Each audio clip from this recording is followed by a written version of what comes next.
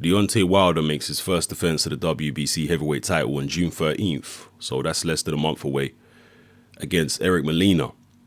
Now, a lot of people are kind of upset by this fight because the perception is that Eric Molina is a very weak opponent. And Deontay Wilder, through most of his career, according to most people, has been fighting tomato cans.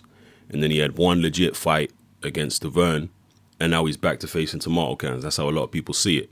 And some people would even say that Deverne himself was a tomato can, which I totally disagree with. I think before the Deverne fight, there were so many people who thought Deverne was going to win. And then after the fight, everyone saying, oh, he was garbage. Come on, man. You can't have it both ways. But anyway, this is how people are seeing it, that Wilder's just going back to fighting tomato cans again. This fight is going to be in Birmingham, Alabama. Wilder is an Alabama boy, so it's kind of a homecoming fight for him. What I will say is this. I'm just playing devil's advocate. I'm not even taking a stance on this. I'm just playing devil's advocate.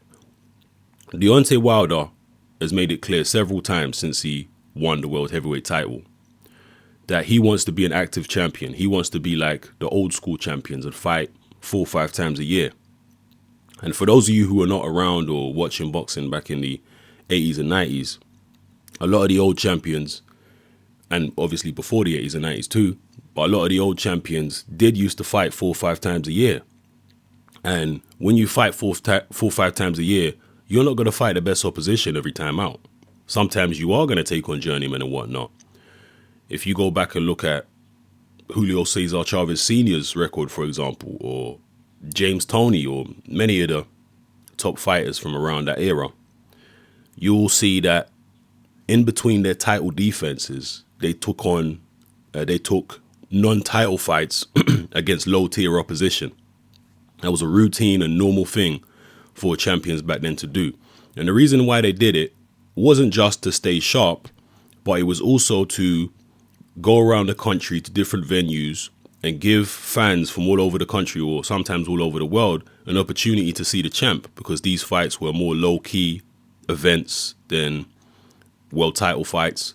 They were not on pay-per-view and what have you. So they gave fans all around the world or all around the country a chance, an opportunity to see the champ, going into different towns and cities where championship fights don't normally happen. Okay, this is what happened. And in America especially, when you're talking about big-time boxing, most of the big fights happen in Las Vegas or sometimes Atlantic City, etc.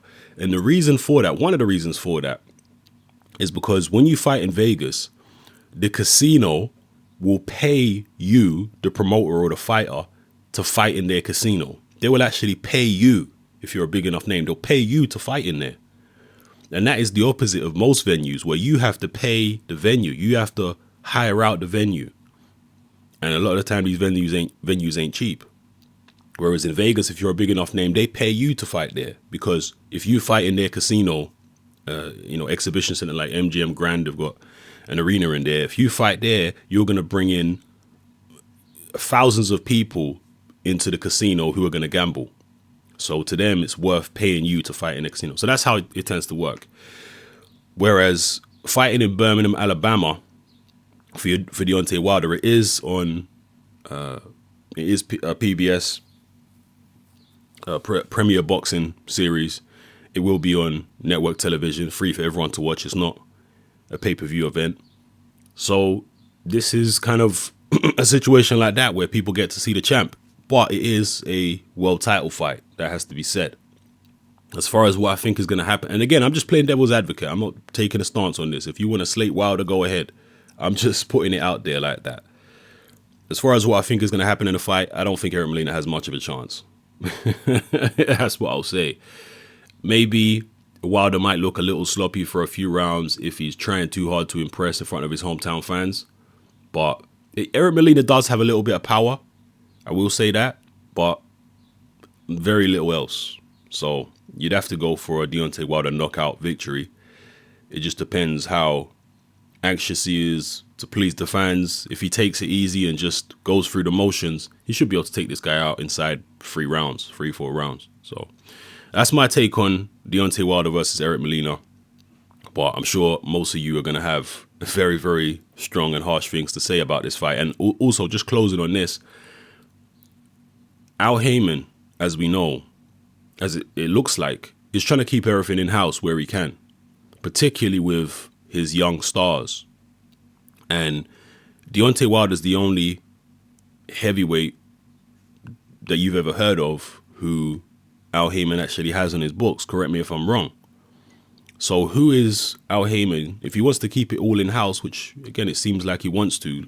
For example, he's just matched, I don't think it's yet signed, but it's soon to be signed, apparently. He's matching Adrian Broner against Sean Porter. That's a good fight. So he is willing to put his fighters in competitive fights as long as it's with another one of his fighters. Because it's a win-win situation for him. But with Deontay Wilder, what other Heyman heavyweights are there? There isn't anyone. Chris Arreola. So you got Eric Molina, Chris Arreola, then who else? Who's signed to Heyman? I can't even think. I think there might be Steve Cunningham signed to Heyman, actually. Tell a lie, Steve Cunningham. So you got Steve Cunningham, Eric Molina, Chris Arreola. Are these the guys that Deontay Wilder's going to be fighting? Maybe so. There was a rumor going around for a long time which this individual refused to confirm or deny. And it was that David Haye was also going to sign to Al Heyman. And if he does, that could be a more interesting fight for Deontay Wilder. David Haye versus Deontay. And I don't know, that'd be an interesting fight. But I would imagine David Haye would have to sign a long-term deal with Al Heyman to be able to get that fight, because he's not just going to allow David Haye to come in and if he happened to win, ride off into the sunset. You know, that's not going to happen. So there's obviously got to be some type of long-term deal there. We'll see what happens with that. But drop your comments below, people. Let me know how you feel about this fight, even though I'm pretty sure I know. And also everything else I've discussed in the video or talked about in the video. So yeah, it's your boy Hatman. I'm out.